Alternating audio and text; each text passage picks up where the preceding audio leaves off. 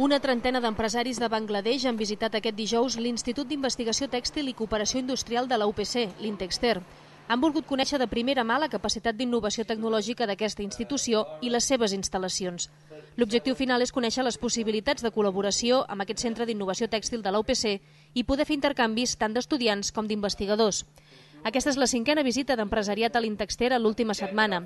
En els darrers 7 dies han passat per l'Institut empresaris de diversos països. En el cas de Bangladesh, el sector tèxtil i del vestit és la columna vertebral de les exportacions. Representen prop del 85% dels ingressos totals d'exportació. De fet, del 2004 al 2011, els ingressos per aquesta font es van duplicar fins a arribar als 13.500 milions de dòlars. Tot i això, i malgrat la pèrdua de pes del tèxtil en l'economia espanyola, la facturació nacional supera ara els 50.000 milions. Ells ens demanen molt si els podem ajudar en tema de teixits tècnics, teixits innovadors, fibres innovadores, perquè ells estan molt decantats al teixit convencional. I també, sobretot en Sud-amèrica, en Brasil, han mostrat un gran interès en la recuperació de colorants i d'aigua, que aquí tenim processos posats a punt, per exemple, per recuperar l'índigo de la tintura dels texans o per recuperar l'aigua de la tintura de polièster.